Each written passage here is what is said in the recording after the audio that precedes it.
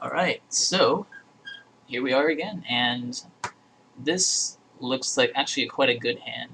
So I'm going to keep it. And no, I don't want a mulligan. Alright, Goblin Guide. That's a fast start.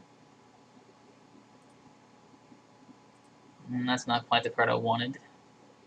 Roar the Worm is not going to be doing much for a while.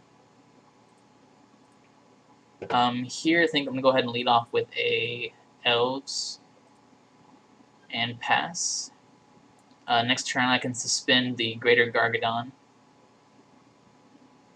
And hopefully he doesn't have removal for the elf here. Not that it would be that cataclysmic if he didn't, but I'd prefer to be able to, actually have something to do. Terracodon's not a card I needed either. Figures that he's just going to keep on hitting his land drops here, and I'm going to keep missing mine. Alright, so suspend the Gargadon and pass. So at least this way, I can play the option and bail off this next turn. But if he does kill the Finhorn Elves, I can at least sack it to the Greater Gargadon to get him out of it faster. Alright, but let's see what he's got. And hopefully, when he attacks with Goblin Guide this turn, I'll hit a land. Ooh, the Finhorn Elves. And I didn't sack him either. Wow. Well, it just proves that I'm not paying attention. Not that we really need to prove that, I suppose, but that's depressing. It should have been quite obvious. Turned into be a mistake. Alright, so there's the elves. So I can sack that for sure. I'm not going to make that mistake again. Too used to clicking OK and not dealing with a suspended Gargadon. Actually, a kind of cool picture when you look at it, without looking at the really stupid name.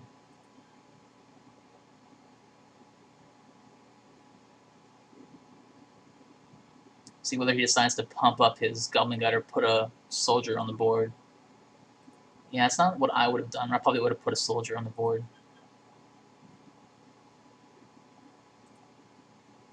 Finally.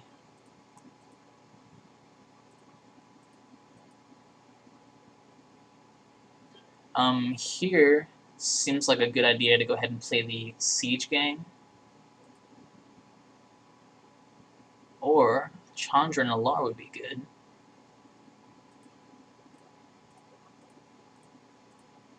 That'll keep him from doing something weird for a while.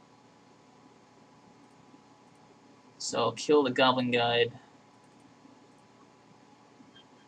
And unless he's got a hasty creature, I'll have to make a token here. And I can keep him off his tokens for a while. So at least that's good news. Play like a Siege Gang next turn. And have plenty of ways to get in there and kill his Elspeth.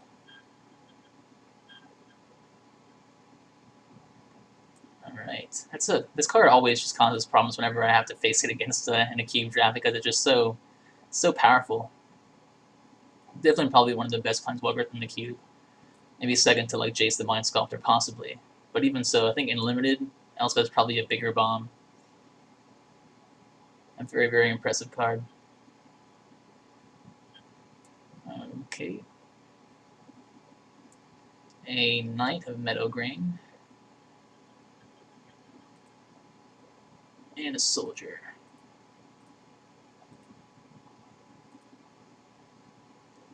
Alright, well, let's see what we got.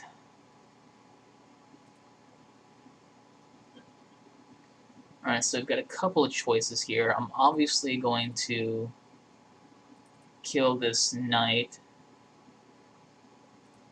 And let's see, probably a good idea to throw down a Siege Gang at this point.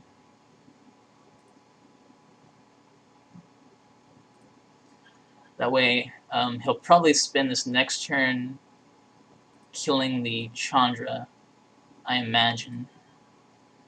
Unless he's got like a lightning bolt in his hand, then he can just fly over me and then hit me to the face. But I want it to be be more aggressive here, so I just gotta hope he doesn't have that card.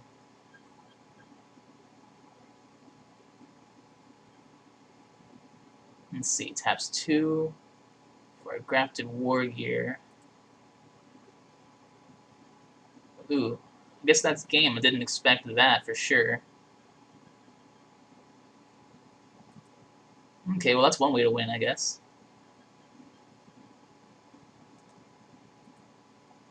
I think this game for sure would have been mine if I had had another turn to play, but didn't expect the Grafted War Gear to come down and add up to exactly the right amount. Alright, that's it. So game 3, we'll try to be a little bit luckier there, I guess. Let's see, sideboarding. I don't know, once again I still think everything looks fine the way it is. Don't really need to change anything here. I think everything looks pretty solid. So I'm gonna go ahead and submit again